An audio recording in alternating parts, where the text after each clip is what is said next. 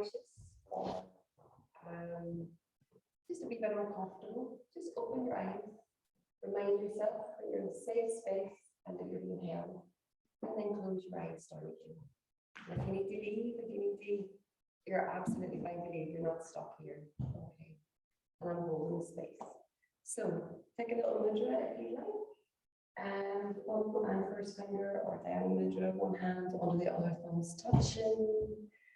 And very gently, just close your eyes or lower your gaze.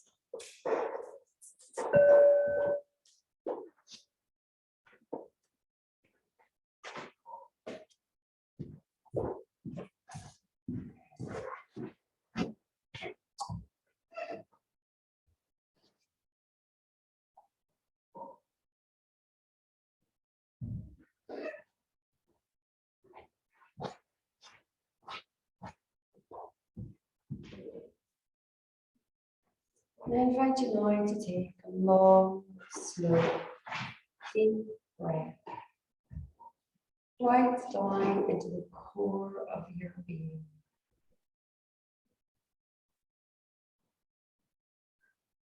And exhale fully and completely. And when you think that you finished exhaling, just push a little bit more. See if any more air comes out. We're not very good at exhaling properly. And when we get rid of all that stayed and stagnant air, we create space. Space in the body, space in the mind, and space in the heart. And the out breath is a beautiful expression of letting go. What can you let go of in this moment?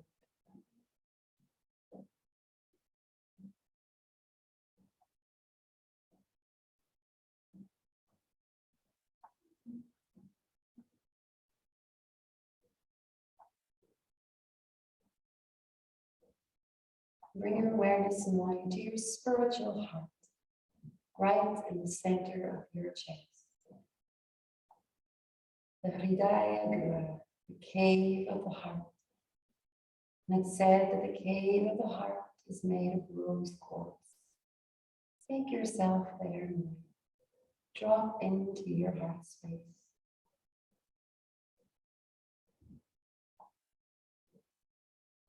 Visualize a beautiful white flame.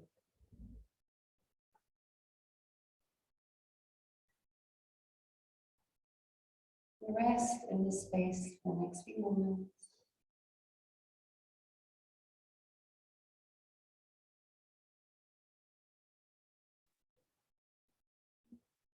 And if you find yourself distracted by thoughts, just remember that it's the nature of the mind to wander. Witness each thought with no judgment.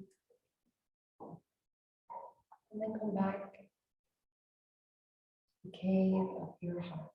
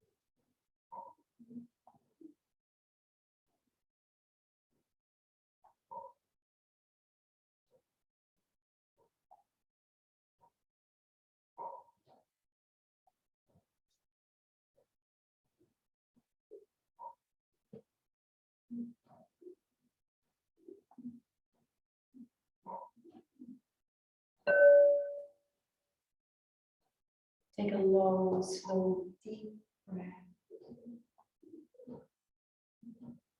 Exhale. And open your eyes. Beautiful, everybody. And very gently, we're just going back into the just a few minutes to be centered and grounded. And the first thing I'm going to say is that I'm set up here today, honoured that John asked me to come and hold space. But I'm by no means an expert. I'm on a journey, just like all of you, and I consider myself very much a beginner. And that wee thing that I brought John was a wee thing that says I'm still learning. And something that I learned from John at the very beginning is that beginner's mind, we're always learning and growing and learning from each other. So I know I will leave here today learning so much from all of you. So this is a two-way thing that I'm not here saying I know everything about meditation, and the more I know, the more I know I don't know very much. Basically, that's the truth animal. But what I will say is that I practice meditation every single day. I love meditation, so I feel that I can just share my experiences because I do it. So I've written out a few wee bits here, but I want this to be, this is your time. And if you have any questions along the way, please do ask me, and I might not know the answer. And if I don't, I'll go away and find out. And I'll always be very honest about what I do know and what I don't know. So that's really important to say. So holding space, this is something that I know John has spoken to all of you about, and you're all teachers and you hold space in a yoga class. Meditation and restorative yoga is very, very different. The energy is very different. The big thing that I've learned holding space is to allow your students to feel safe. That is the big thing. You're asking your students to be vulnerable. That is not easy. People are coming to you and you don't know what state of mind that they're in. And you're asking them to go into stillness and silence. That is huge. We have such a duty of care to the people that come to us. And you have to be in the right headspace. I think that's really, really important for me to start off by saying that I've cancelled classes in the past when I haven't been in the right headspace, because I have to have integrity around where I'm coming from. I would probably do a yoga class, like not a strong practice, but a dynamic practice. Whatever's going on, I can leave at the door, and I can come in and I can go through it. Meditation is a completely different thing. And when you're setting up that space energetically, if you're not mentally there, I cancel. It's really, really important, because I could do more damage to whoever's sitting in front of me, and they're coming to drop on this space that they really need to feel safe in. So that's the first thing I would say. Jill has been in my meditation classes. She knows that I go up to my studio early and I meditate just for a few minutes, 5 minutes, 10 minutes. So I'm in the right space, and then people come in, I can check that I'm grounded. And that's going to look different for each of you. It's so important that you all know what it is that gets you in that space. Whether it's a meditation, if I'm completely out of alignment, I go to the beach, shoes and socks off, ground myself that way. But I know what I have to do to take myself into that space where I'm in alignment with myself. Find out what that is and do it. It's so important. I can't go to the beach on a Tuesday before my class because I'm at school all day and then I'll go up to the studio, but I will meditate and I will get myself into that space, because energetically you'll feel if I'm not there. You can't fake that. It's a feeling. So that's really, really big for me. And I think if you're not in the right headspace, don't hold the class. Get someone else to do it, because people won't come back. And that safety thing is huge.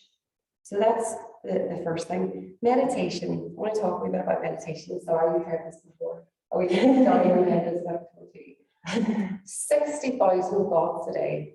We have up to 60,000 thoughts, most of which are absolute nonsense. Reruns of the past, right? or taking ourselves off in the future. There's a lovely quote from a French philosopher, Michel de Montaigne, and he says, "My life has been filled with terrible misfortunes, most of which have never happened." And I love that. Yes, because we get so caught up in our heads.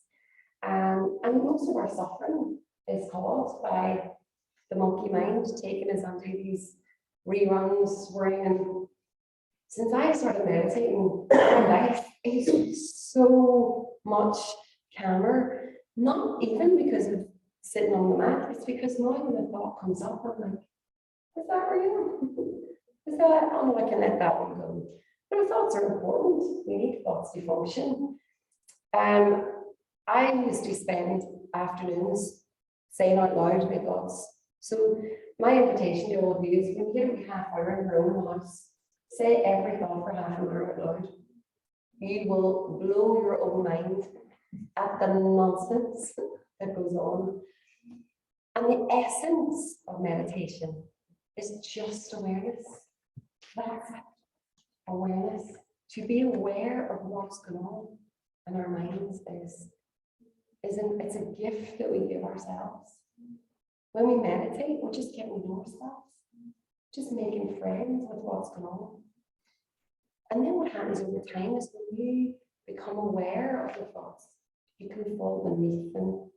And that's where you start to experience peace, contentment, and the joy of just being in your own state of grace. And what we're offering our students that come in is that peace, that falling beneath the thoughts. But in order to do that, we have to get still and we have to get quiet. And that's terrifying.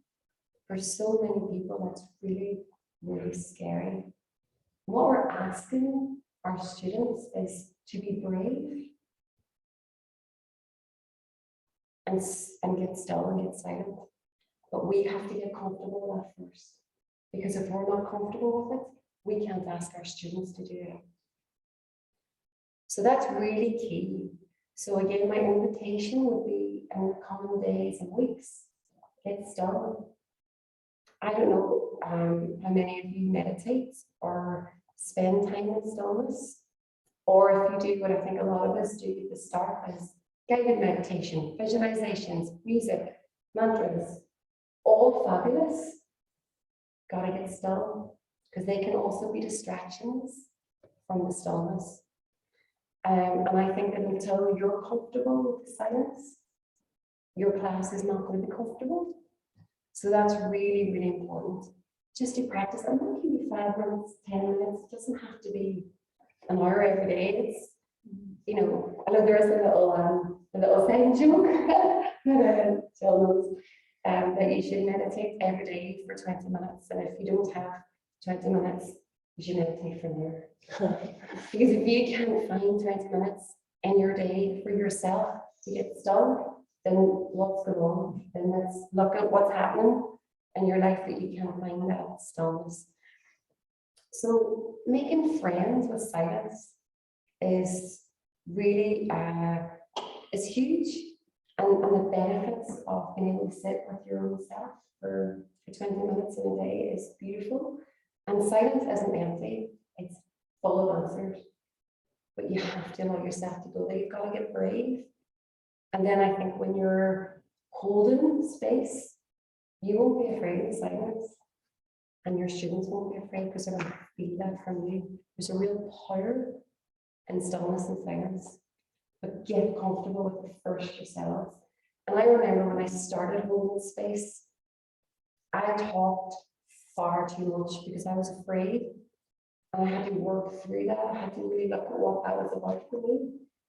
And I learned so much because we learn as we go. I still think people got something from my classes, but that was a huge learning thing for me, just for people to come and for me to sit for 40 minutes and actually not speak. That was huge. And then there's a time to bring in other things, but get the silence first for yourselves, and then everything else will follow.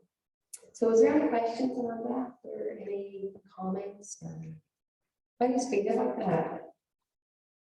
Like silence? Makes sense. Silence. At home, if I meditate, I always have music on because I can't get distracted really quick. Sometimes the music will bring me back down without thinking about going and doing something. So, but I must try in silence on my own. See the distraction and have to go and do something. The awareness, you're still meditating. And I think that's another thing that I've learned along the way, that your mind is going to distract you. It's the nature of the mind. You're not doing it wrong. But when you're still and you're aware of that thought, just look at it, step back, look at it like a bottle of water in front of you. You're not your thoughts. When you become the witness and you can see a thought like this coming in, don't get attached to it, don't judge it, let it go. Whereas when you start trying to push it away and don't think about it, That creates frustration, yeah, because that's what I used to be like, even when you're the leader, used to be so angry, lying in needless, and I started with that. because you're so taking the awareness inward, to me, hating it with a passion. And when you start to push things away, you're adding energy, and when you add energy, something grows. So by stepping back and allowing it to be, and in fact, a really beautiful meditation to do with your students is Swadhyaya meditation, is the self-inquiry. So you can do a whole posture in restorative yoga where you are inviting your students to invite thoughts in.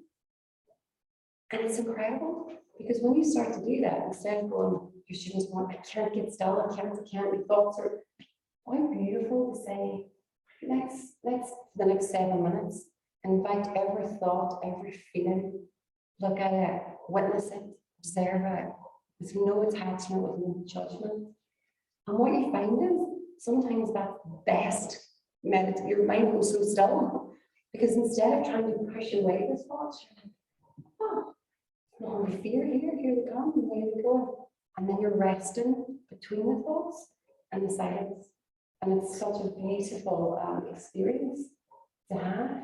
So it's almost like the opposite of what you think you're doing, and it's so gorgeous. But that frustration that we all experience, that like people who've been meditating for forever will say, I close my eyes and the monkey mind kicks in, and you think, gosh, and these are people that have been doing it for 40 years, you know, and they struggle.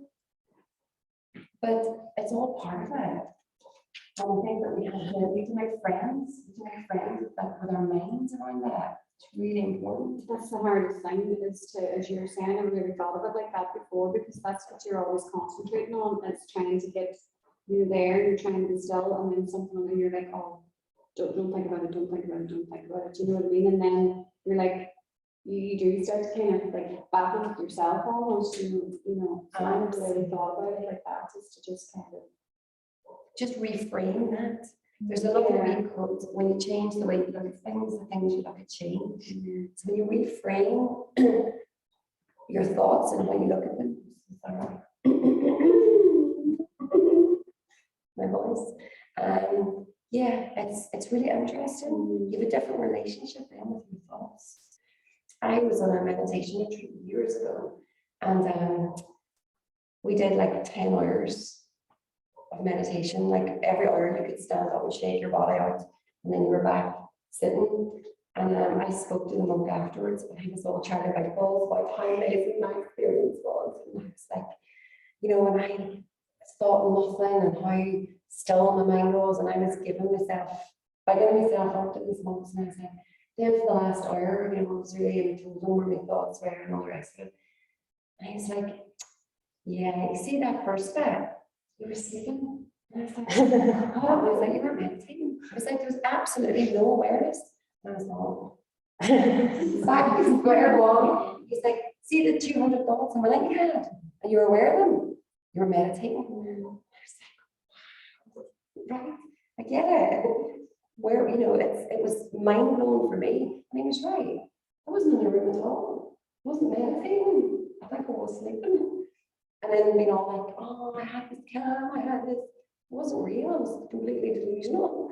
And actually, when the thoughts were coming and I was aware of each one, that was my meditation practice. which was just such a beautiful learning for me. So silence we've covered, absolutely. But that's not to say that you do a whole session restorative and silence. And again, you'll know your students. Some people are really, really uncomfortable in silence. So you have to be aware of that. It can be very frightening. So bringing silence in to the practice, but not, a whole hour of just silence, that could be too much. You've got to know when to be silent and when to bring things in. But I would say, if anybody says to you afterwards, I don't like silence, it would be like going to the gym and saying, I don't like working out. If you're coming to restorative yoga session, you're coming for something, and it's a meditative practice. So you've got to give what they're coming for. If you want a dynamic, strong yoga practice, go to that. But if you're here in restorative yoga, I would say there's going to be stillness, there's going to be silence. And if people are comfortable with it, how beautiful that they share that with you. And then my invitation would be, let's look at that. What are you afraid of? What is it in the silence? There's a lovely learning there, as opposed to that person doesn't like silence, so I'll make sure I fill the space. No. What is it? What's going on? What are you afraid of? Let's go there. That's a beautiful learning. And then I think within the postures, to bring in other styles of meditation. So mantra, you'll have done lots of mantra, I'm sure, with Michael on your yoga course and with John. I think mantra is beautiful to bring into restorative. Really lovely. And you can do these sort of snippets of different mantras and different postures. I think that's really lovely to experience mantra, but again, get comfortable with it. So I would never go in with a brand new mantra, having never done it, and start doing it, because your students will feel that, theming your classes and bringing new mantras in. So I started doing moon, like woman circles. So I'm getting really familiar with moon mantras, and now I'm bringing them into my meditation sessions, and it's absolutely beautiful. But I spent months doing that and then bringing it in, because I wouldn't be confident, and if I'm not confident delivering that, you're going to feel it. So find mantras that resonate with you and bring those in. So John was saying about the so hum mantra. He's done that with you. Michael will have done that with you. I think that's a really beautiful one to really find your stillness, connect it with the breath, and a posture maybe where you're there for a little bit longer, doing the visualization with the mantra. Absolutely gorgeous practice. The Satana mantra, which John would have done with me a lot, absolutely beautiful. And you decide if you want to share the meaning behind the mantra. Sometimes I think if you go too deep into the meaning, it can take away from the sound, the vibration, the frequency that you're resonating with. It almost doesn't matter. So I have my transcendental meditation, so I have my own mantra. And when I was given it, I was told, do not go and look up what this means. It doesn't matter. It's the sound. So transcendental meditation, you're given your own mantra, but you never say it out loud. So I've never actually spoken my mantra. And you're given it. You have to say it 3 times, and then you're never to speak it again. So it's in your heart, and you repeat it silently. But I don't know what it means, and I've been told don't look up what it means. I haven't, because it's not what it's about. It's a sound, it's a vibration, it's an energy, which I think is so beautiful. And that's why I think understanding mantras and picking them apart is fabulous. Like Michael is incredible. He teaches mantra, and he listens to him the whole day, beating the mantra. He'll like literally sound by sound what it means and then the bigger meaning, and that's gorgeous. But actually, if you are delivering it with your students, you don't have time to do that. And that's okay. The sound in itself is enough. I think if you want to go into a philosophy course and do more of that, great, but you don't need to. But know the mantra for yourself, so that when you speak it, you feel it, it's an energy. You really become familiar with that energy, The other thing is the chakras. So different pronunciations. John always laughs at my pronunciations of chakras. He calls them chakras. It doesn't matter. I learned them as chakras, but I also learned them with a French teacher. So, you know, again, it doesn't matter. But I think that there is beautiful energy around the chakra system. And when we meditate on a chakra and unblock it and shift that energy, the healing that happens is incredible. So bringing that into restorative yoga, very, very powerful. So you could theme a whole lesson around that, and for each posture, drop into the chakra and visualize it and invite in color and do a whole mantra around that. And each chakra has a mantra, so you can bring in that, you can bring in colors, visualizations. Absolutely beautiful, beautiful work to do. Loads of healing in that. And people love healing. People love doing something different.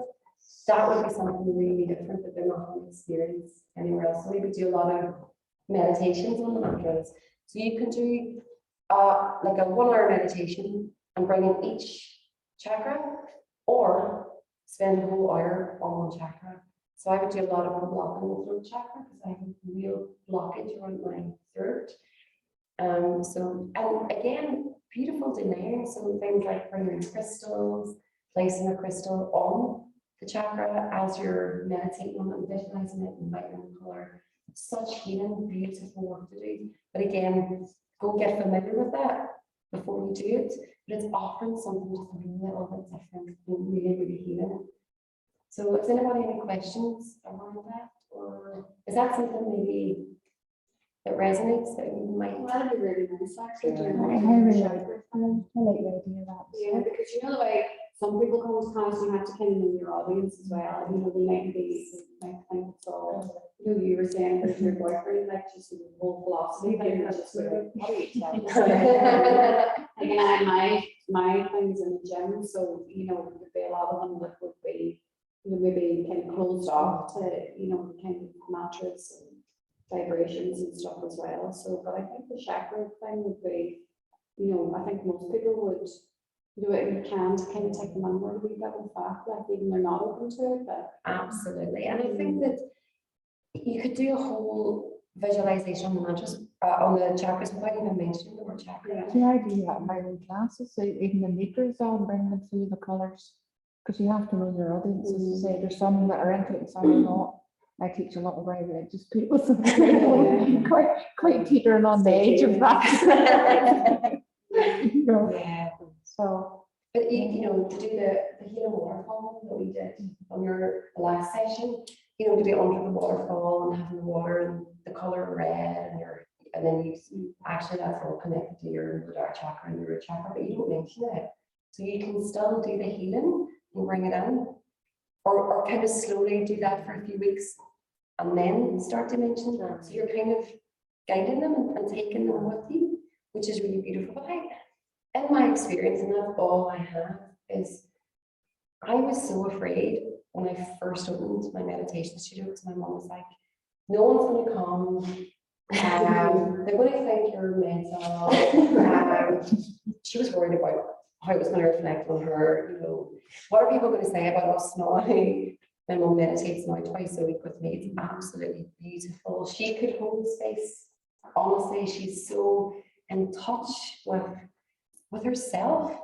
And I find that, first of all, I was resisting chanting, singing bowls, talking about chakras.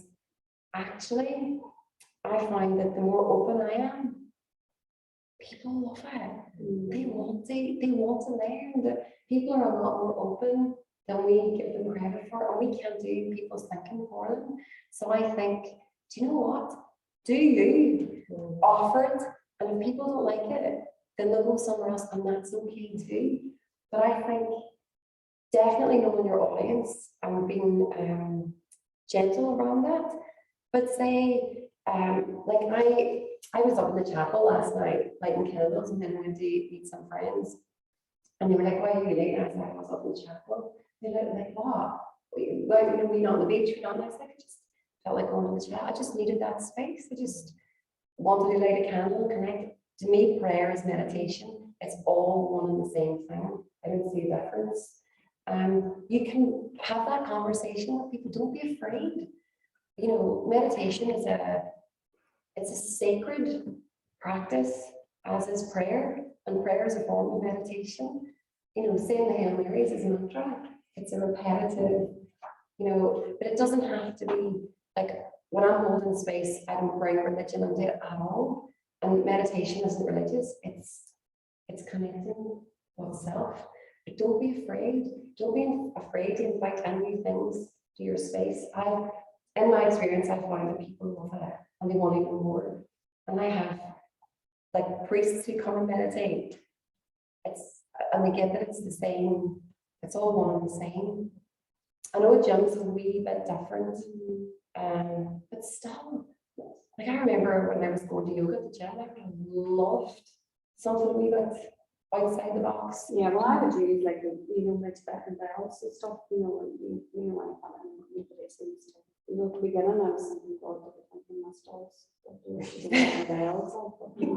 No, I found teaching in the gym was fine, but to teach like this side of it or anything to do, you couldn't have done it because of the distraction and the noise of machines. The rooms felt like sweat the whole time. So immediately I didn't feel settled to teach any form of chant, not anything, and at all. The whole environment wasn't right for that. Yeah. But that was what I had for a couple of years, but it was good.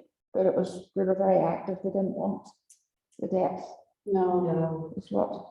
But restorative, and that's the beauty now when you're offering a restorative class, the space is so different and the energy is so different that you can bring this in, definitely. And setting up the space is so important. Different again from a normal yoga class. Tone of voice, so important. I'm sure John has gone through that, but find your voice.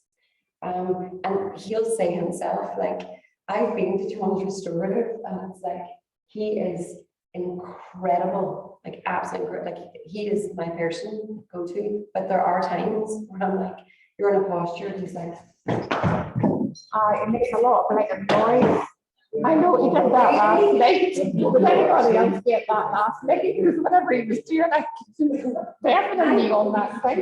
and I've said that to him, this is recording, John Bell, you know, he is incredible.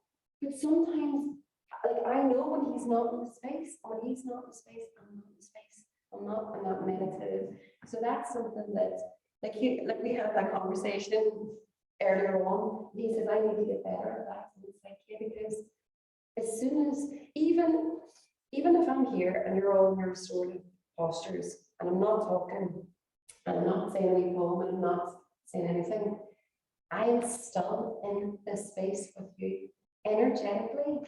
I can't lift my phone. I'm not going to be looking. I'm here with you. I'm looking at you if you need adjusting. But it's an energy. I feel the energy. You know, and in my meditation room, you know, it's the same. It's like, even when we're in silence, I'm holding. It's like this here, like my arms are here. You can really feel that. So I said in the group setting, that you feel. Yeah. And that's our responsibility to our students. And it is, when I put my arms out like this, I feel it even now. I got it at the start of the class, the tears just ran down, even when I out in the eyes. I thought that I could just just a beautiful space, you know. And that is, it's energy. It's like it's a bubble of love. It's you feel it. You can feel it. Sometimes at the end of my class, when I bring the singing, I can play the singing with my hand. So you'll hear because of the heat. It's like if anybody's attuned to Reiki, that's the energy that you're holding. And it's so sacred and beautiful and precious. And I think to feel that, and it's an honor to hold space. It's an absolute honor. When you go into your class, feeling that, and holding it, there's nothing to be afraid of. There's nothing to be afraid of when you hold it sacredly. And I think that's what it is. Your students will feel it. They'll absolutely feel it. The tone of voice, holding, not falling about the place, make a noise, even in silence, hold energy. Sometimes, even when we sing along, some teachers. I know it's frightening. So you're there and you're vulnerable and you're open and your heart's open. And then actually I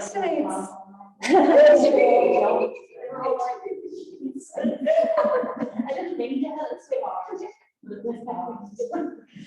oh, and don't get me wrong, I do it as well. And then We're like, I can award this. But I really think it's about being authentic to yourself, because every single one of us will have our own way. And it's about finding that, like, and I think your anxiety gets in the way of that, doesn't it? Yeah, you have to be And it's original. only after a couple of years you become true to who you are in the class and holding the space, isn't it? absolutely. But I think if you, because like I'm still finding my voice. Like I've only been doing this for a few years, so I feel like I'm a primary one. Do you know what I mean? I feel like I have such a probably for the rest of his life and many lifetimes to come. You know, I'm still finding it. But I think if you see what you're doing as precious and sacred and you want it to be safe, I think you can still explore and find and make mistakes and have to navigate, because you can't take yourself too seriously, because those things will happen. But if you see it as something really precious, you can't go wrong. You'll never get it wrong. And that's why if you're not in that space, my thing would be cancel. Because it's too sacred to get wrong. I would rather not.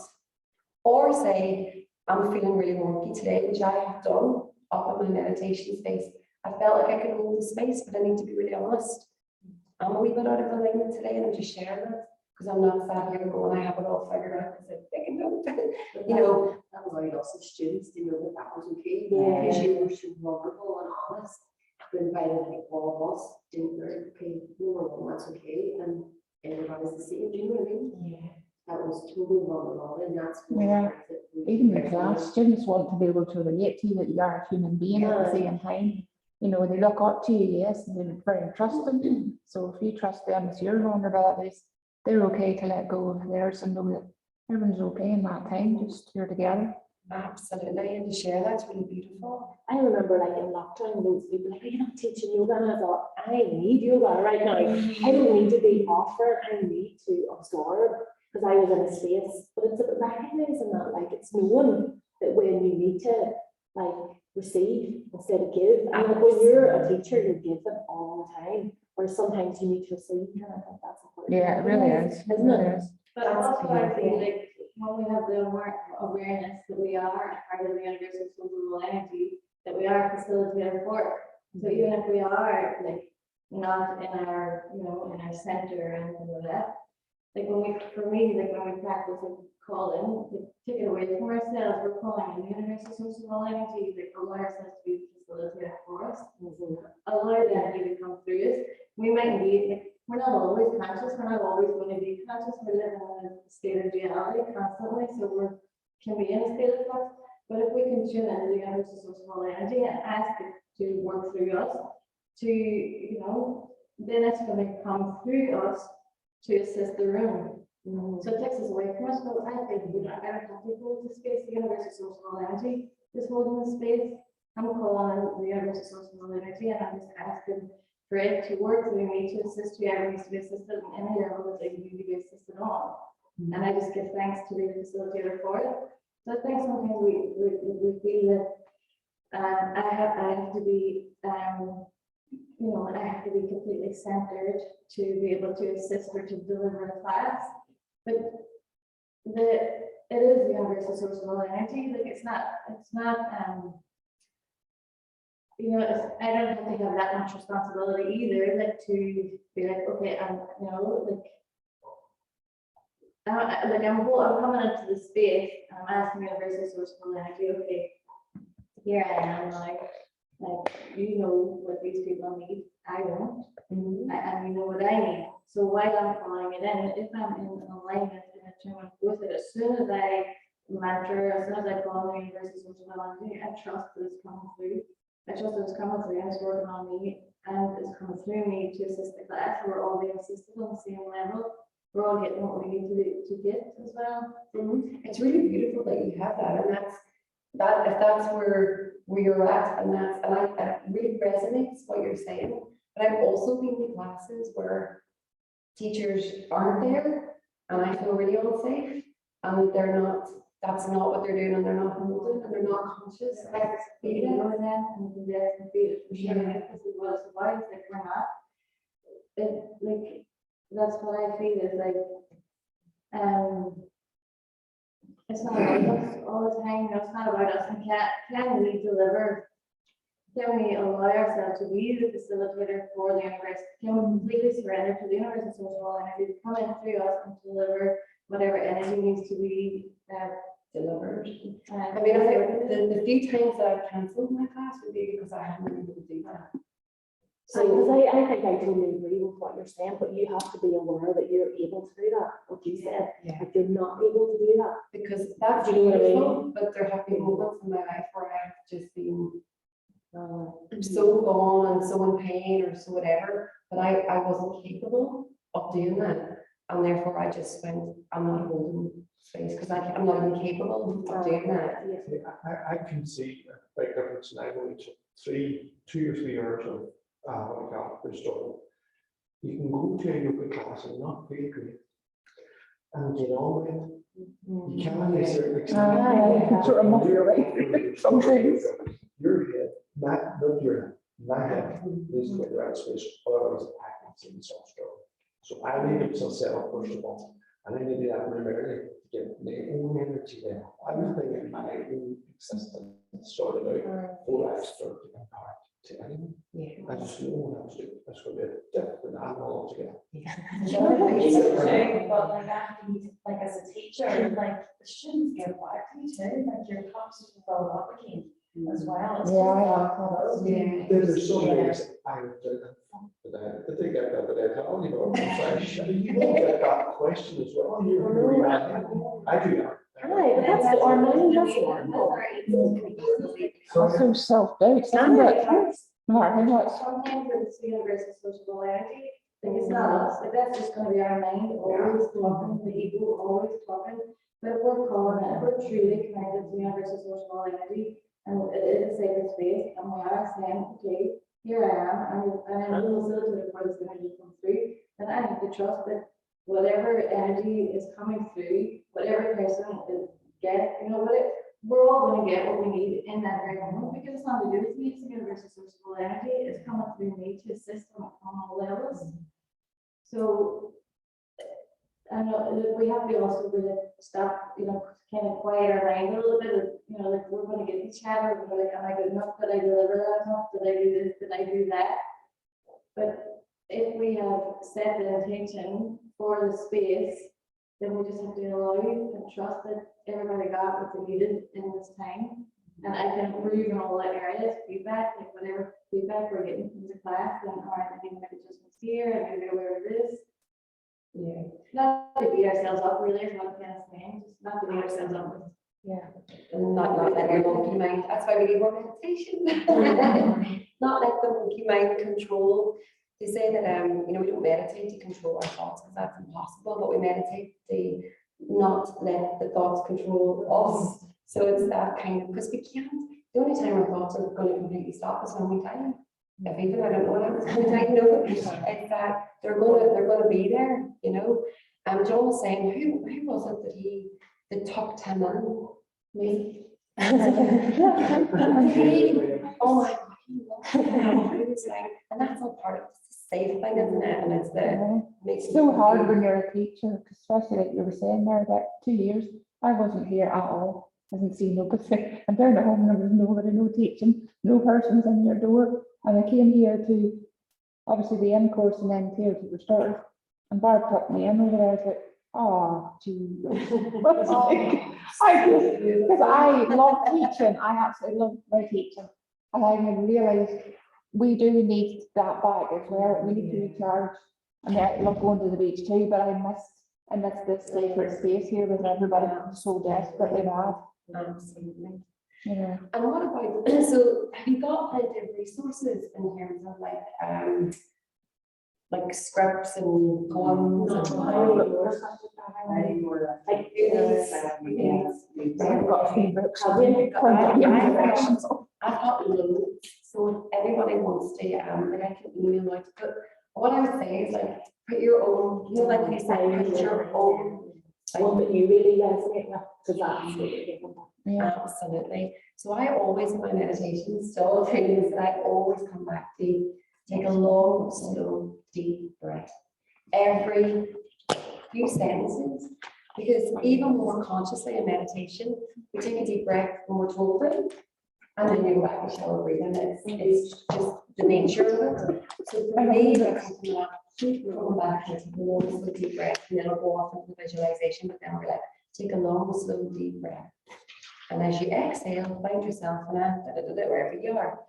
But that is my thing, and it's because I forget to take deep breaths, and I have to keep reminding myself. So that's something that I do. absolutely, and I can see then. So I'll have my eyes closed for meditation, but from time to time, I'm just sort of scanning the room, checking everybody's. And when I say take a long, slow, deep breath, it's incredible because even though we're meditating, we should be breathing deeply. When I say take a long, slow, deep breath, you just say it wrong. And I'm like, wow, okay, we need to be reminded, we need to keep coming back. So it might be scripts, you'll see that a lot, but you don't have to do it to pick that out. That would be my wee thing. yeah. But I do think it's good to remind your students to, because that's what it's all about, the breath. And we know that. Do you mention holding posture? Because I find even at 5 minutes ago, started teaching just normal class, so it was 12, and maybe then sometimes I'll throw in, if I just sensed or, you know, you just get that feeling at the start of class, they need a wee bit more before we move into the practice, so maybe do alternative nostril breathing, and they start to slump. Do you find that through meditation? Do you remind them quite a bit to check on your posture that you haven't sort of, because if they're sinking down and they're not breathing, They're not breathing. I think what I invite people to do is to try out different postures for meditation and find one that works. So even before we start, and I say, if you're not used to sitting, because if you're not a yogi, you're not going to be able to sit for an hour, your legs crossed, it just distracts the whole thing. So I have chairs and I'd rather someone sit, and I say, because you'll see people reading this, they're like, oh, I want to sit on the floor. And I'm like, you don't become enlightened by sitting on the floor. It's not what it's about. Dying, and the whole thing is sort of like, sit on your chair, it's okay.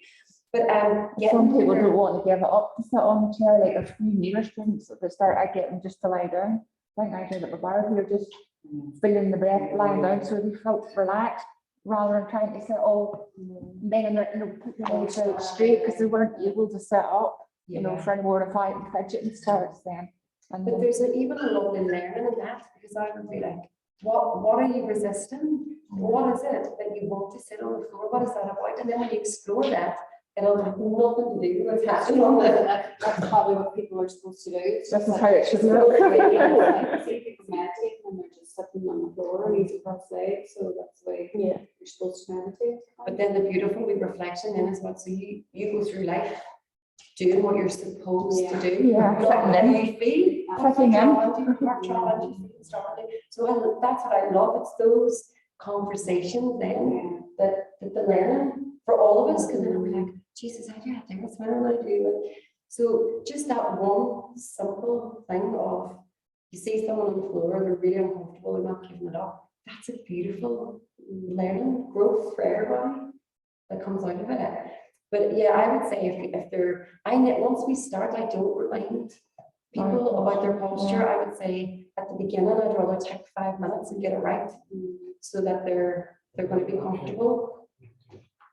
So and have a discussion afterwards at the end. If you were comfortable, try something else next time, or get a chair, or sit differently. But I think the breath thing and the restorative, that beautiful breathing things that you can bring in the whole way through the class, not as a standalone at the start.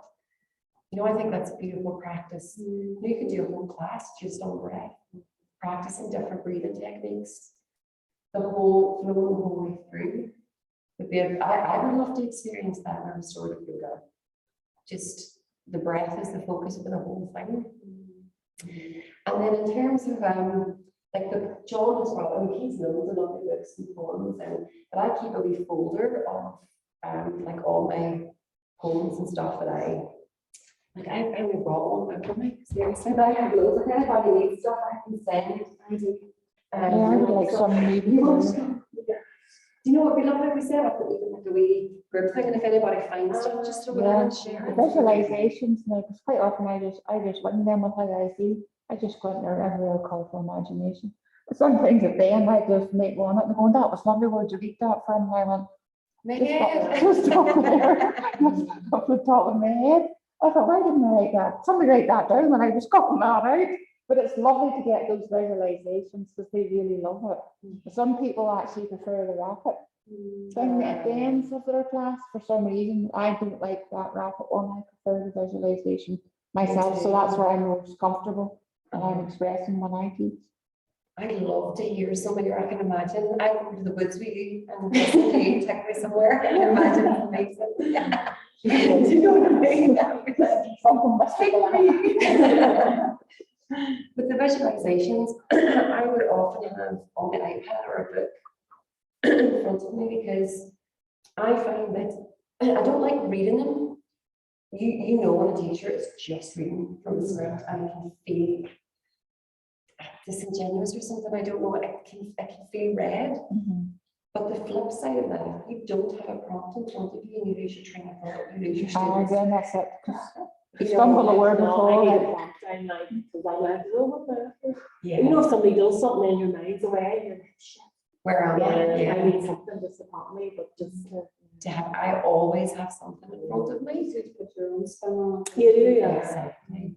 So even though there's some beautiful books with scripts, and there, for me, I look at them as almost like a starting point, and then I'll weave things in No, around do you leave it. words out that don't sound right? So I'm not mentioning it. Just put the research. Not mentioning it. Why could not be a woman? I do that. That's still not today. And then it's beautiful to have the confidence then to put your own stamp on it. But I find with the visualization, if you bring in the senses, so, you know, I love going to the beach, so it's so easy for me to visualize, what is it I love about the beach? I love the smell, I love the sound of the ocean, and I love birds singing. No, you never get to taste the salt. It's kind of like, all right, then that's it. What can I touch? Your hand in the water, feel it, feel the sand. So all I have to do is take myself there in my mind and walk through the senses, and then you're with me. So whatever the visualization, bring in those senses each time. So even if you have a wee prompt of what you see, what you can touch, what you can smell, what you can, and keep going there, you can't go far wrong.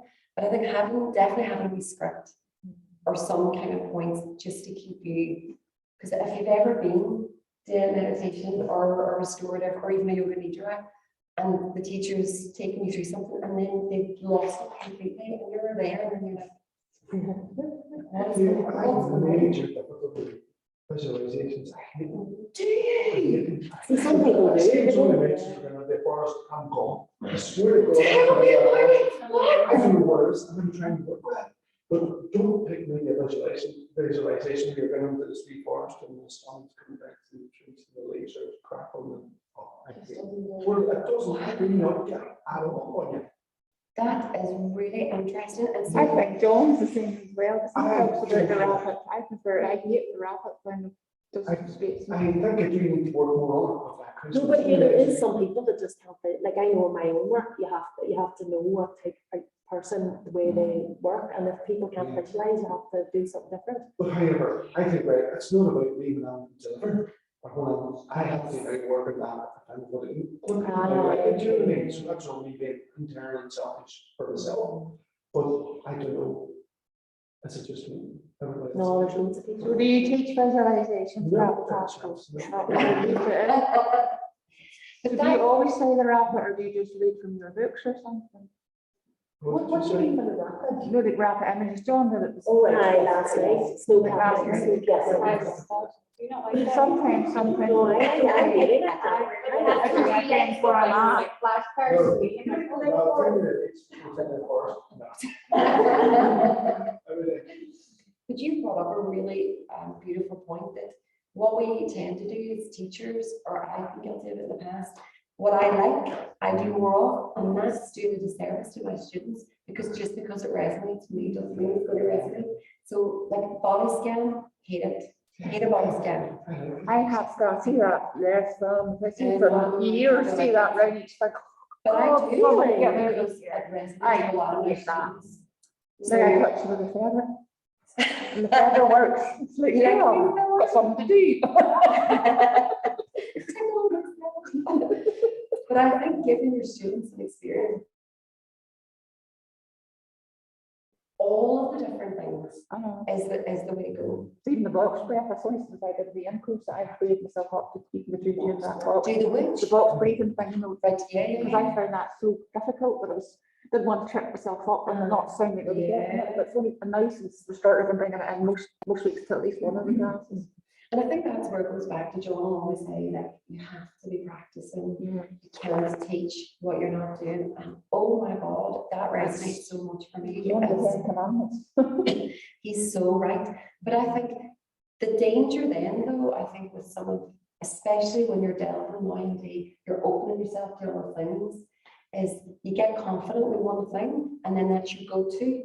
And that's where it takes courage to step outside, but practice it at home, practice it on your people, on your boyfriend, on your whoever, and bring it into your class. Because I know when I go to a class and something new happens, I love it. I'm like, oh my God, what is this? I want to explore, I want to know more. Whereas if you're going to class and experiencing the same thing every time, we're really limiting ourselves, we're limiting our students. But the only way to move from that is to go to different teachers, to go in different courses, to open yourself up, then to practice it, and then to be brave and bring it in. And that's something like I'm challenging myself to this year, to give my students new experiences. But it means that I have to up my, because people with me, oh, like you only do meditation for an hour on a Tuesday. And I'm like, no, my class is for an hour on a Tuesday. So much is happening aside from that, and it's, maybe there'll come a point that might be different, but even with my yoga classes, I plan every class. I don't need everything from the oil that I spray, to the music that I play, to the poem that I'm going to read. The breath of all fits together. It's, and I for have me, it's not always standalone things, it's a holistic approach, and it has to be, for me, I have to have everything planned and I know what I'm doing. So I had a strange experience one night, sorry for going off. no, go on. As you say, the right thing, the right plan, the right posture for the right, so everything. And I thought, damn, I forgot my incense. And I planned, and I really wanted sandalwood that night. I just, whatever it was, I wanted that earth thing. Sorry, Pascal, we probably went to the forest that night. And then I was at the end of the class, I thought, I didn't have the incense. So anyway, I was walking down to turn the lights down for them to lay down and do their leader, and I was just going there, like, I thought, it wasn't there. And the smell around the room, and I thought, I'm imagining the smell of sandalwood now, and one of the students started, goes, oh, that's a lovely earth smell there. You said, oh, it's beautiful. And there was nothing lit, and I thought, sandalwood is here, and I didn't bloody bring it. And did you get to the bottom of it? No, it lingered for about a few minutes, and when they were under the blankets, I thought, it's gone now. Wow. And there was nothing else, there's nobody, it was just a small spot, space like this where it could possibly have been in there before. It wasn't being used, but I thought, I'm not imagining it, because 2 other students brought it too. Well, now that you're saying that, the sense of smell is so so powerful and such a beautiful sense that we have. So meditation, before we start, I have waters, and I come around and spray everybody's hands, and then we start just by, that would be a beautiful thing to bring in the start of your yoga. Nice, you just go around, and as you're doing the first posture, just, if people, not everybody likes it, but it would just be a nice. No, I did Sandra, Sandra, I trained my sheep as the restorative with the oils. Beautiful. And I did it on Zoom with her, but I haven't actually done it myself, even on Zoom. And it's since then, when you mentioned the rose quartz, I have gone complete rose quartz since I did that. Right, I never thought I would like to put the journey onto your to your heart. Onto your But I heart. felt that night. That's probably the first time in 5 years I felt that deep. Wow. So that was, now I'm on those chords now everywhere. Imagine bringing that to your students, you know, gifting them, you know. Oh. Oils and crystals. I love your oils. So deep, Yeah. So Anya, how do you protect yourself? First, sorry if I've been jumping in again, but I have a big thing about trying to protect myself. Because you'll get different people who come to class, even if you're regulars, and then you get this different energy in the room. Ooh, and some of them can be very unsettling. And I go away and thought, I was feeling fantastic at the start of this class. Everything else went fine, but going near that person, it might be the reggae coming out of me, and I don't know what I'm getting off them, but I know it's not nice. And there's sometimes you feel the heartbreak for them, you feel pain, and there's other times it's an outward thing, as if they're trying to sort of physically push you off. Yeah, and just a destructive personality, and just the other thing that somebody you just up here is just really angry. Yeah. Do you, for your Reiki, do you do yourself in a bubble of light? I don't know. No. So a lovely little practice to do just before you start your own practice is to visualize yourself just in a bubble of light. And I just think that's a really lovely way of protecting your own energy, because you can't be absorbing everybody else's. And I find that the Metabhavana practice, which is a Buddhist practice, love and kindness, is so beautiful. So I find that if I have someone, because we're not, our energies aren't going to be so beautiful with everybody, it's just not the way it works. Just send a wee bit of love and kindness to that person. I try, and That's it. you give them that distance, let them settle in their first few classes, but there's anger coming off that matter, and a merciful rate. But I think if that's coming out, that's where they need to be. in Yeah, that I know. moment, and it's just allowing them to be however they are, but it's not to do with you. Just let them. And I work just try to through get it. emotionally upset there, and I take it away with me instead of. You're taking on their problems then. Ah. That's why we just been calling the universe sourceable energy to transmute the energy. You know, it's not our stuff to carry out. No. And the only way, like I think the only way for us to ever protect ourselves, we're not this physical body, we're energetic beings. We can't control anything physically, it has to be there, universal sourceable energy. So then for me, it's called universal sourceable energy. We can use whatever deity you like. But then you're going to trust them with higher energies and come in and qualify and transmit whatever energy is being projected out. Again, it's not, we don't know what's going on through a person, and it's not our stuff to take. We're always emitting and projecting as well, so we don't know. Yeah, it's That's very why hard. It's very hard at the end of class, but you can hear someone crying in your mind. It's not my crying in my head, but I can sense that someone's crying down inside. That's so hard to sit there and not over and just take them in your arms. That really hurts. There's a really beautiful wee story that I read years ago. It was from have you got there's a wee orange book, and I'll if we set up something, I'll let you know the name, but it's absolutely fabulous, on the yamas and the niyamas. It's a wee thin book. It's absolutely beautiful. It's a story from that book, and it's the monkey fish story, right? And it really resonated with me, because I used to be like a fixer, wanting to fix, wanting. I see you said, I want, who am I to even? It's not my stuff, but that would be my natural kind of go-to. And I read the story, and it's that a monkey sees a fish in the pond and takes the fish out of the pond and takes it up the tree, because the monkey thinks that the fish is drowning. So the monkey knows better, takes the fish out of the water, takes it up the tree, feels great about itself because it saves the fish, and actually it's just killing the fish. And I think that I was like, oh my God, I do that so much in life, where I'm like, because I think I know better. Like, who am I to think that I know what's best for You you? can help somebody that's going through stuff you've gone through, and you know how hard it is, and there's no one there to help you. So But the that's best a big thing to need I do, have to try and help somebody. the best thing to do is get on the water and be with them. It's just to be, not to fix, not to say, not to try and put your experience. Allow them their own journey. It's like a butterfly story. Yeah. What's that? For the woman that was like a Kunde, that the butterfly Oh, flying off, but butterfly makes a struggle, they go around, they. That's a good one. It's beautiful, absolutely beautiful, and it's so true. And just by being with someone is enough, not trying to do anything. And I told my son that story years ago, and now we have a thing where, because as a parent as well, you're it's so difficult, because I just want, and I've realized at times I've denied him growth, because I've swept down, thinking of doing the best thing I can do is allowing his pain, because that's how he grows. And now we have a thing where I'll say something or do something, he'll go, Mom, you're monkey fishing me. I'm gonna just Put the guy in the water. And we have that thing. I'm going to try and remember that when I speak to them. Then they don't come back to class and thank God, did I fail? Or are they just not really here yet? It's not their time And yet. that's exactly it.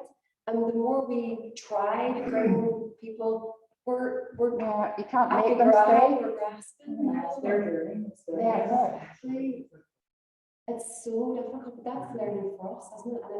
And it's about letting go of the ego, isn't it? And going, it's not like, Jill, you see me sit up in that studio, I have one person. If one person shows up and don't like it, because we're sitting together and we're meditating. It's not, success isn't about how many people and through the door. That's so important to that one It's person. connecting in a beautiful space with that one person and really meaning that and feeling that. And if that person doesn't come back, I've had people come to the studio and then never come back, and I think that's okay too, because it's not about me. It's We about tried it, them. it's not for them, blah, blah, And blah, it's or on not that them. day. Or maybe there's a different teacher out there that they're going to resonate with how beautiful. And I say to my students who come up, go to different meditation teachers. Don't feel that you're kind of, because you're going to experience something different. And again, that's how we grow. If we start to try and create this, like here and keep, you've lost it already, because it's, why are you there? Why are you there in the first place? That's ego, it's not heart. There is absolutely no meditation anywhere there. And do you know any important stuff? Because there's literally none at my neck of the woods. Is there Country people just don't settle that way at all. They just don't. People don't do it. It's not heard of. It's not a thing. There's a few now and there, there's a few different people offering, but it's different styles of meditation. So there's a lot of breath work going on in Derry. That seems to be a really big thing. But again, I tried a bit of it, but I find there's also a lot of stuff that's like spiritually bypassing distractions. I think we have to be, again, for me, it comes back to stillness and silence. If you can't sit in with yourself and silence, you can find all the distractions in the world, you know. And there is a whole thing about like using your spirituality then can become a distraction. So it's really dropping into your heart and being completely honest and authentic about your practice and about why you're doing it and what you're offering. It's really important to keep that wee check on yourself. What do you mean, do you mean you're getting the preaching or something, or it's just not? I think, yeah, a little bit preachy can be, and it was Scripted and preaching, just not. yeah, and I can save you all and come and do this, your life will change forever. Run a mile.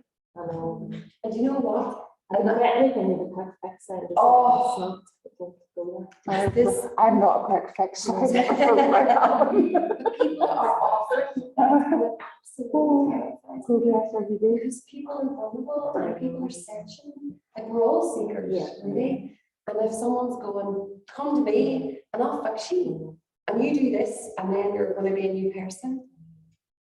I don't want to be a new person. I just want to find me and be me and connect to me and that divine light that exists in me, and find that this wee book here, true power, is living realization that you're your own healer, hero, and leader, your own healer. And I will say that on the studio digital, that you're here and you're doing the work. All I'm doing is facilitating. Because people will say to me, like if I had a few weeks off in the studio and I had someone texting me going, oh, I can't do it without you and I need you to come back. And I basically said to her, my invitation to you would maybe don't come back right now. Because if you're putting me in that place where you're holding me as that the work is for you to do. That frightens me, that you're held in that sort of, that you will have people, and I've experienced that in our town, they're going, come here and your life will change. And I'm like, that's big words and terrifying. And Michael McCann, just like, I love him. I just think he's incredible. And he'll say, if anybody holds himself up as like a guru or a fixer, run. It's like a cult almost, isn't it? It's Yeah. like somebody that would really, that's the kind of words of somebody like that, scary can. Yeah, and holding themselves up. So everybody's doing their own healing work. We're all on a journey, including the person that's facilitating. Like that's, and if they're sort of saying, well, I'm healing, well, I can do this and you'll be healing, that'd be like, oh, really scary. They say the guru will be connected because they're always a go-to person, whereas if you pass it out, you know, everyone's learning. I mean, because if you're the know-all, once you come to know that, you'll tell it, give me space. Whereas if you pass it out and teach it and learn. And we learn from our students. That's the really beautiful part of it, isn't it? We're constantly growing together. That's the beautiful bit. We're all like this beautiful energy moving between us, as opposed to, I even moved all my meditations to do. I had my seat here, and then we're like here, and I moved it, so I'm like over here in the corner, and the candles are here because it just doesn't feel right. Because I don't even really call it a class, it's a session where we are all together. It's not about I am here and you're here. It's like we're in a circle and we are here meditating together. So it's a real subtle difference. But for me, it's made the difference and it's really important. And I feel a very different energy there. So those are just little things to be mindful of. So is there anything else you want to ask or cover or? I just remember this week quote just before we go past guru. I don't know if you've heard it before, but G, you are, the guru, G, you are you. It spells you are you. That's what's there. The guru is within. Oh, that's beautiful. G, you are you. You are you. That's really beautiful. Yeah. So G, you are you.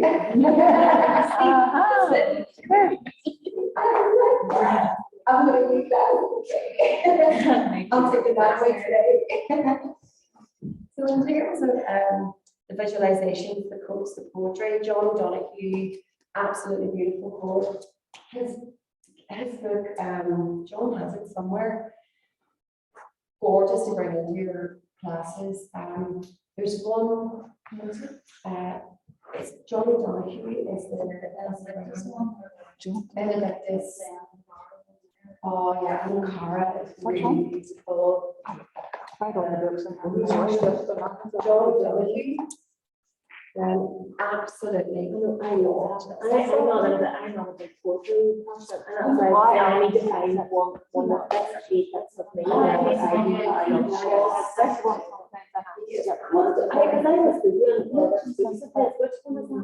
This is Ankara. So there'll just be like these aren't poems, but there's little passages that you could read out. There's one that he does, and it's I use it as a Swadhyaya meditation. So I think it's called I can't remember what the poem's called, like a reflection at the end of the day or something.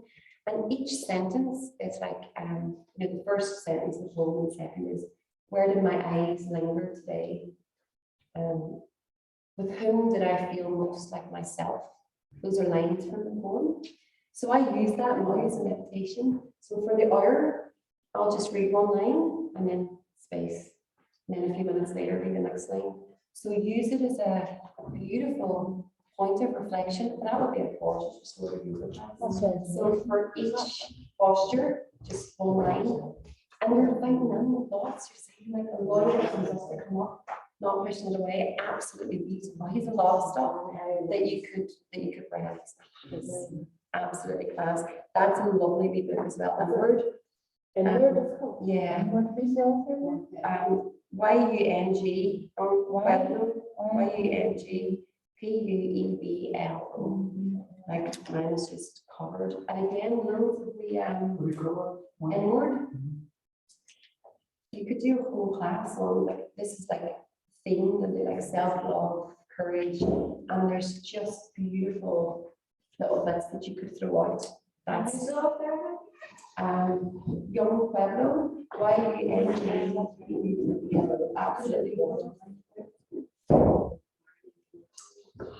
Absolutely gorgeous. Louis, like we white squares. He's an all Clarity connection, absolutely beautiful. So, but I have a load of stuff, so I'll get the names to you.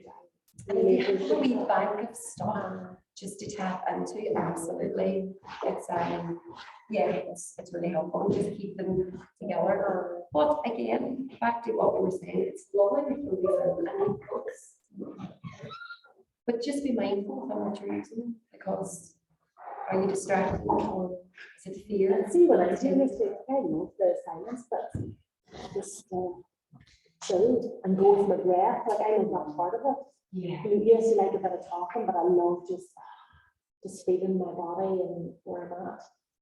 More in the I like the balance of both. Aye, me too. I like the stillness, but also like to be reminded to stay with it. To stay with the another lovely practice, and I learned this, there wasn't anything to do with yoga or anything like a trauma therapy week. And one of the big takeaways for me from that was doing a quad check. And this is something I might bring into my meditation at the end. And actually is a beautiful thing to do with your students, which is, because if you think the very essence of what we're doing is awareness. So the quad check-in, you can do it over a long space of time or really quickly, which is checking in with yourself physically. So scanning your physical body, checking in with your mind. How's your mind? What's going on in your mind? Living thoughts? Is there space between the thoughts? Checking in with your wee heart to see what's really coming up for you. And then just spiritually, where you're at. So I really like the spiritual. To me, the whole thing is spiritual. So I just do that little check right at the end of all of my meditations. Just take 5 minutes, scanning the body, scanning the heart, scanning the mind. But another lovely thing to do is to ask your body, what do you need from me in this moment? So I've had people say to me, I can't meditate. It gives me a sore back. And it's like, no, you have a sore back, but you're so busy and you don't get still that you only realize it when you sit down and get still. It doesn't give you a sore back. No, but when you're so Your back out so you can't you're so busy, so much that we don't even know. We never check in. That's what I love about yoga is you check in on yourself. And John does it so beautifully at the start of the class. How are you feeling? How are you really feeling? But I'm going a wee step further now because I'm like, how am I feeling? What does that mean? Okay, so I'm going to start with the physical body. And I'm going to really scan and get into the dark corners of my body. So I'm not just playing this lip service. I'm really, and then I'm going to say, what do you need from me in this moment? What can I give you? Because no one else is going to give it to me. And if I'm not aware, my body might be saying, I need more movement. I need less movement. I need a good heart. I need strength. I need a gentle foot rub from myself. Self-care. Go into your mind. How's your mind feeling? Like it's such a profound concept, but when you really still and settle, and then ask your mind, what can I give you? What do you need? My mind might want more stimulus, more quiet time, more meditation. It really go on there. My heart, what does my heart need in this moment? And when I really drop in there, I find that my heart's often asking me for more self-love. And it speaks to me. Can you speak kindly, please, she said. Can you connect with self or connect with loved ones? But until I break that down and really get in there, how do I feel? I'm around. It's not even a feeling. You know, so when we really go in there, give that gift to your students. It's such a profound gift, and invite them to take that into their everyday life. Start your day with a wee check-in.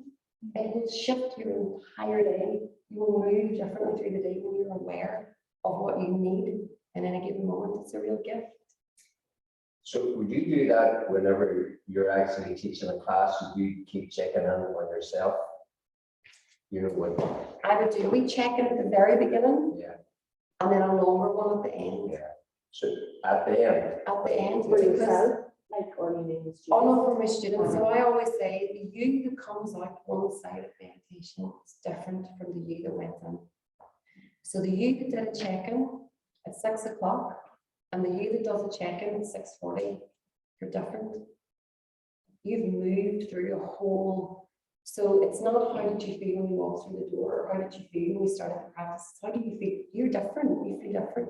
So to have that awareness around even that in that 40 minutes, you're a different you. You've had a whole experience. so the way you just experienced that over the 6 weeks, you know, yourself, like Barbara, but you were saying there this morning, you know, that you just stop, Yeah. you know, and then just observe, you know, and that's the big point. Now, just the reason I say that's just something that I would need, you know, in that silent part, you know, how am I, you know, why am I there, you know, to take that check off for myself, Yeah. you know, throughout it. So that's, And once you have the awareness, then to ask, so now that I know how I'm feeling, what are my needs? Like that's really important. That's an important question to ask. So if I'm feeling physically a certain way, knowing it is one thing, but now what I'm going to do about it is taking action around it and honoring yourself. And that's the self-care part of it. It's self-compassion, isn't it? Absolutely. So important. Yeah. And actually, compassion, we talked about the love and kindness earlier on briefly. That would also be an absolutely beautiful thing to bring into your restorative class. I've got some stuff I'm going to send just as resources, John, that you can give out. Love and kindness meditation is beautiful. It is such a heart-opening gift to do the love and kindness. You could do a whole restorative yoga session on love and kindness.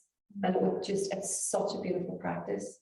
So I'll send that through to you. That's such a big thing at the moment, isn't it? It's like, you know, everywhere you look now and logos on jumpers and everything on children's clothes, it's all that be kind things, you know, just to be kind to other people. Absolutely. You know, all, you know, I think it's just that kind of anti-bullying kind of thing, isn't it? Or, Yeah. I think it's proof that the consciousness is rising. Mm. Our consciousness as a whole, planetary shift in consciousness is rising, so we're seeing it now. We know how important it is that we tune into who we are, the truth of who we are. And it's amazing. And they're all mantras. Every time we look, I want to humor now, and it's like, yay, it's about self-love, it's affirmation. It's all like that words, the vibrations is so powerful. Like even us reading it for one time, I am loved, or whatever it said, I am kind. And what's penetrating in their subconscious, it's reprogramming how we're thinking, and the soul is going away. So it's all skills. Yeah, exactly. That's an important way too, but at least we're seeing more and more of it. Like it's just, and that's where I'm just like, thank you, God. You know, you're coming on here, now you're shaking us up, and you're speaking to us, you're speaking to us through every channel you can. Yeah, but that's compassion, and we know it starts with self, and we've heard it, and we've put that into practice is another thing again. You know, that self-love, self-compassion. I think theoretically we understand all this stuff, but we have to experience it, we have to live it, we have to embody it, and that's where your students will feel it. Your students know when you're sat up saying something, or when you're feeling it, when you're it's in your whole being. You can't hoodwink people about that, you know. So if you're talking about self-love and self-compassion and you're not living it, it's So obvious. You can spot it a mile off. you feel People it. are talking about it, but they're not living it. You can tell. Yeah, absolutely. And that's such a strength. That's it. absolutely. Yeah, yeah. did any of us experience emotional stuff with some of the people that you were teaching? You know, was there, Yeah. that some people get emotional, you know. I had a woman last Friday night was a basket case. And you know, it's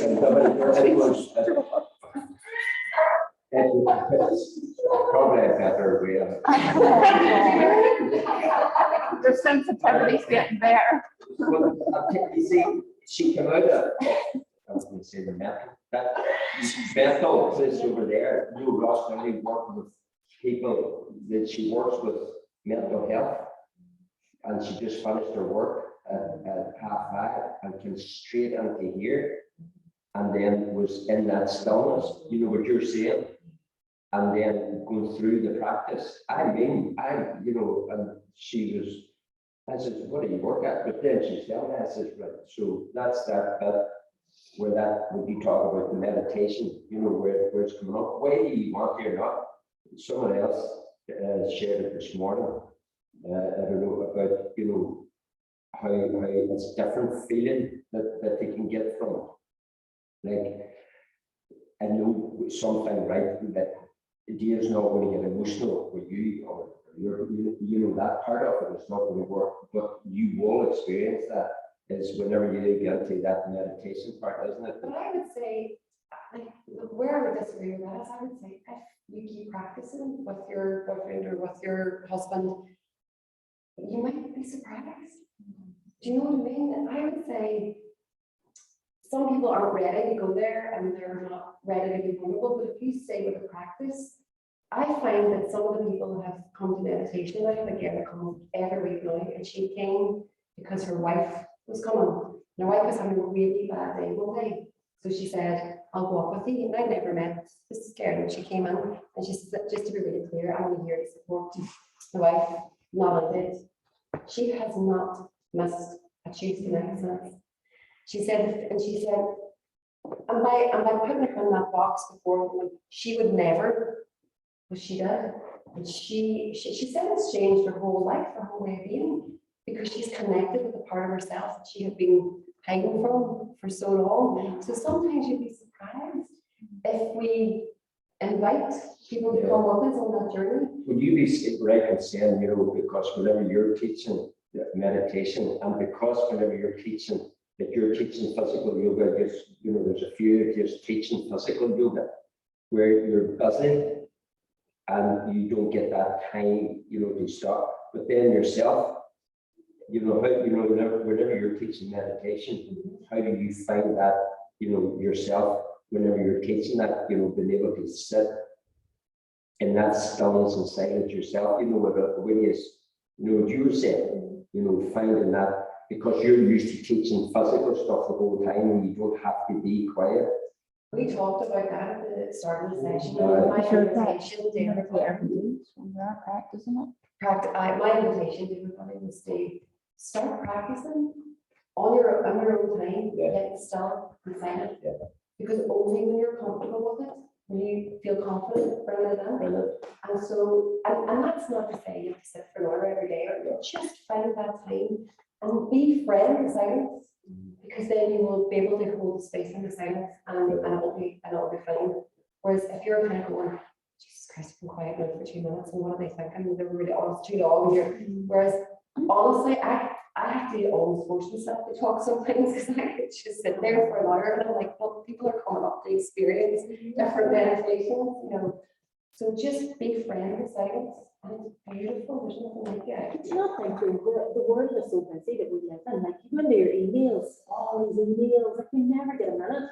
So when people come to practices like restorative, it's like they just need that part just to disconnect from life. No You technology. know, no, like you're constantly on your phone now, and do you know what I mean? And that's why Like, you're so here. totally. So I just like restorative, just for people to be and connect with their soul, and you know, do you know what I mean? Beautiful. Yeah. The breath and I knew the upset, but I would used to worry as well about people getting upset in my studio, because it's like, well, we've talked about the monkey fish and not saving anybody, but in fire, that's what the healing is. There's nothing more beautiful than witnessing someone in their state of grace, releasing. It's absolutely beautiful. And give permission. That's the other thing, because I've had a few people, this is sort of at the beginning, that would go, should come back up to me because I was really upset. I don't want anyone to see anything. My God, that's my learning. At the start of the session, meet yourself wherever you're at. Don't try and change it. Just meet yourself now. Whatever comes up, allow it to come up. You're in a safe space. And if that's tears, if it's laughter, I had a guy started coming up, he's like away and he's really giddy, but he's giddy because he's uncomfortable. It's like a child. And then he's like, I don't know if I can do this because I'll laugh. I'm like, that's okay. And then I found he actually was really, really still. It's given permission to be as you are. There's nothing to fear. I have people in my classes in the Shavasana crying. You know, even just at the end, you know, at the end of Shavasana, people just crying their eyes out. And I just say that's so normal, like your body has moved and shifted and stuff comes up. You know, I just normalize it and just feel like it's part of it. It's beautiful. Yeah, it's actually, it's healing, like, Yeah. exactly. But what I want to point out, and I feel I need to say it, all right, unless you're a trained therapist and counselor, and no, don't start giving advice, don't start saying, don't be going there. You know, it just says it's okay to feel that and leave it at that. We've talked about that. We're Alright. not here to fix. What? We're not here to fix. Yeah. And we're here to hold space and to be with someone, but that's it. We're not saving anybody, That's right. we're not, because as soon as you go into that, that's a whole Oh, different, that's it's dangerous territory, you know. That's, Yeah. yeah, so I'm totally with you on that, and invite people to be as they are, but that's, Yeah. we're not giving any advice, we're not giving any, no. Because I was told there was no uncertain cares. I am not qualified to give advice to anybody. John, you need to tell me I've been listening to you for 5 years for nothing. This was all. Almost 5 years of my something.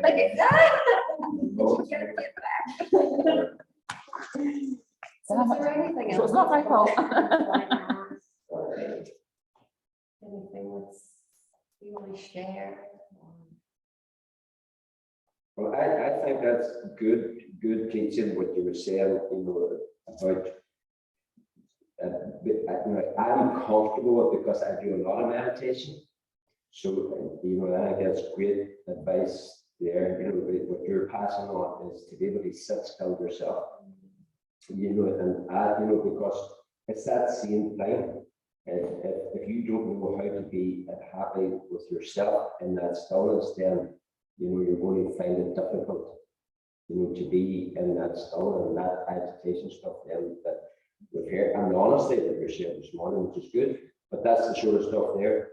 And not to, when doing the meditation, for the purpose of this is befriending the silence, not guided meditation, not music, No. not, there's a time for all of that, and it's wonderful, but that can also be a real distraction. You know, there's a whole different ballgame when you're just stuck there with nothing. Because you're doing it yourself, isn't that right? You know, that's not somebody else is doing it for it. And you know, because whenever I started off, like I was fucking nothing, whenever I started off, even trying to do a 3-minute meditation, like 15 seconds into it, and eyes open, hoping that 3 minutes or so.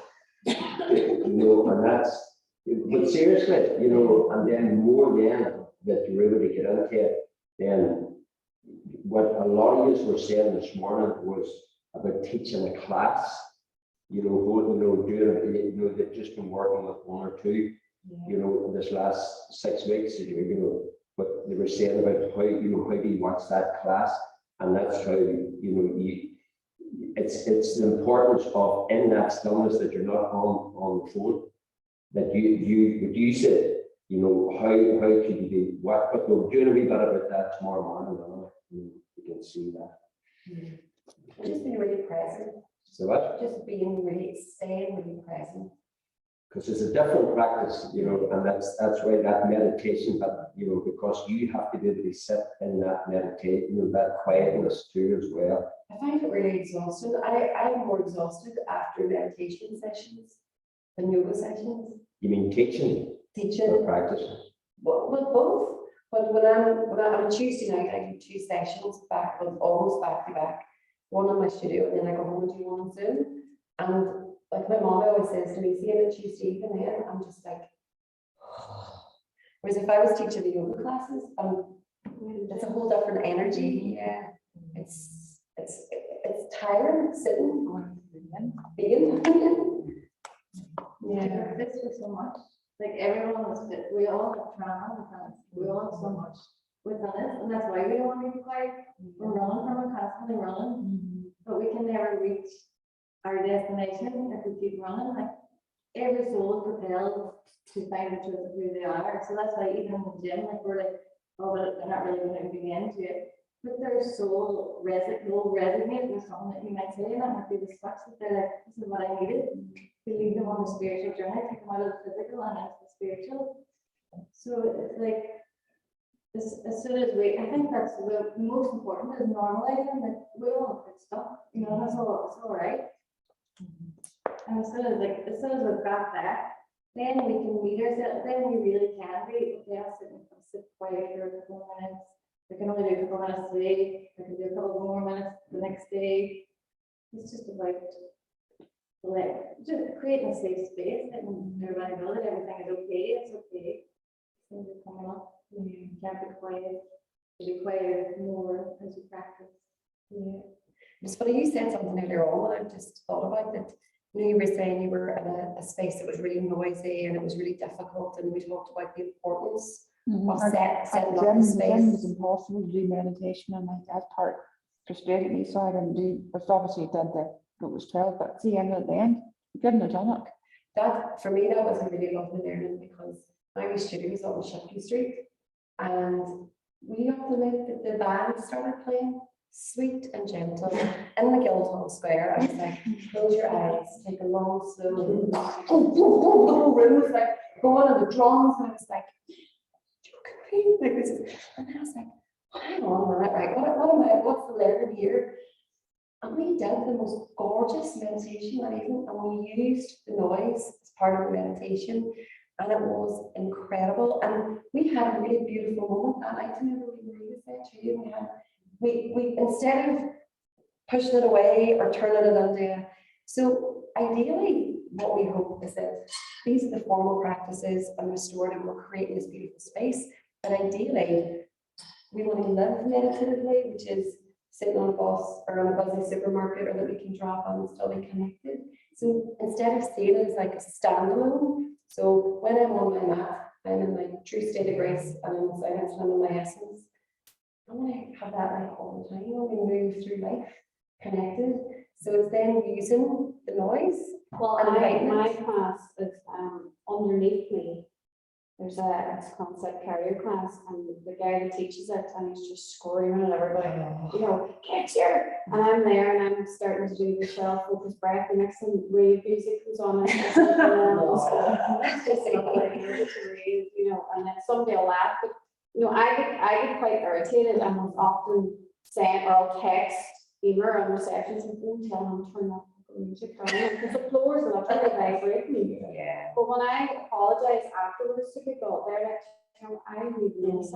They don't notice it. I taught in Garma one night with the bands out there on the Monday night speaking lambics, and lift your head and talk me. I need no microphone. I just got louder and more noise. The band was right outside the door. That was so bad. They didn't even have to notice it. And we were outside, and you could hear noise, as you say, you invite the noise in because it adds to the experience. But it was the last night, and there was an alarm going in the house next door, and we were outside. I was like, if these people don't phone me and tell me this alarm's go off, I can't take a class. And a couple of them started to come in, and they went, gosh, that alarm's going to go off, and I said, "Man, it's been going for hours." Like, and I said, "Well, like, sure, we'll try it anyway." And they said at the end of the session that they didn't hear. But you see, I'm sorry. You know, the last couple of weeks ago too, story, and there was fellas there, and they were chatting, Yeah. but I don't know what he says. Yeah. It's something that they find out how they do it, because whatever he says, you're able to just forget about them. yeah, but that was, but Anya had said there was a time, you know, whenever that was going on, I wanted to get my name 60. No, I know, but that's exactly what she said, you know. RPG. And when you get warmed up, not Right. you, but when the I did teacher there, is I know, but I did there, and you can feel it, you know, and your voice changes, tone of your voice changes, and then you go with that fucking. You didn't have that time? No, I go back there. That's when From Cross, it was grand, because you could just, do you remember the boys that you hear. And that's great. But on your, what you were saying, me and Karen was talking about it, you know, that was a really brave thing, what you did whenever we went down, to take it outside, to do yoga nidra, because you think, you know, that it has to be, you know, in a nice, quiet, warm room with, you know, nice music and, you know, but that was, you know, that's what I was saying, that was really, really good. You know, it was that sound of water and being close to the water, which is a great, you know, a good advantage too. But you know, the like of that there, and it's to be able to be comfortable in that situation, no matter you know what's going on around you, you know, like it, and it's been able to that once again you have to be okay because it's a learning experience. Like whenever that started to happen to me before, fucking bastard, yeah, right, you know, but you know what I mean? And then you go, right. And then it's but all you said, whenever you're able to sit in the silence, you know, just doing it yourself, and no matter what's going on, then there's something triggers that present it. That there's not music, that it's not a guided meditation. You know, those are great to start off with, yeah. But the you know the real thing, because then you know then. What you were saying this morning, which is right, then you're good, you know, you're good just to sit and be with that there, you know. So did you find this stuff? Very helpful. Yeah. And will that give you an older age now, you know, whenever you're getting into that, brilliant. I think it's so important, and the sort of is more meditative, isn't it? There's space, Absolutely. there's silence. Yeah. It's so important It's to a have total, that it is, and it is a meditative practice. It is a meditative practice. But it's that bit where you were seeing where students were experiencing changing in the body, that release, what you were saying, you know, which is really, really important. And that bit then, you know, the same thing, because you could find out, you know, all different aspects. Everybody should be practicing, you know, from a real physical athletic person will get a completely different benefit out of it if somebody has just recovered from an operation or anything. But it's that meditation, and it's you have to be able to be with the feeling as well, you know, and being able to pass that on and go from that. That you're not getting annoyed at it. That was great teaching that you did, great teaching. That you were going, well, fuck you, you know, it's not good. If you were really bring it into something, you know, You're in the darkness, you know, which was class, you know, pure class. Okay, Anya, thank you so much. Gerda, have you got anything to ask her? Anything? No, I wanted to point out, you see that I was very fortunate to be at Emma's Nidra class when the alarm was going off. And you didn't hear it because Emma didn't change the way she done the class. She didn't shout, she just led us in beautifully. So the noise, the surrounding noise, you really couldn't hear. And it was a beautiful session. Yeah. I know. So no, you're not right there. I'm really thinking of joking about it. I'm sure you can hear you.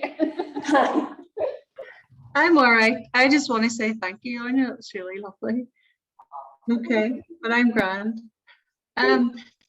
There's something funny you were saying about it being exhausting. So the last time when I did the class, you know, with my sister and my niece, I remember at the end of it thinking, I'm so shattered. You know, I was very jealous that they had got that. You know, I felt that I needed it as well.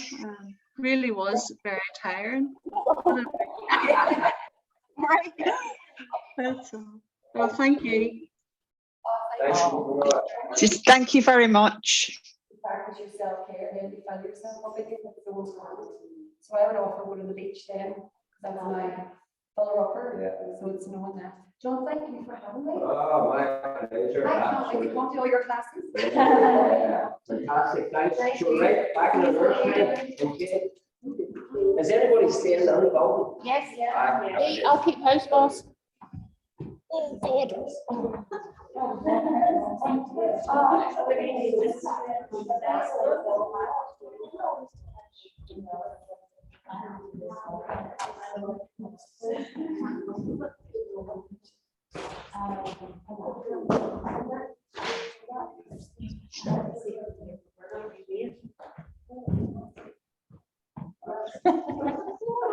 Give you a wee phone later on.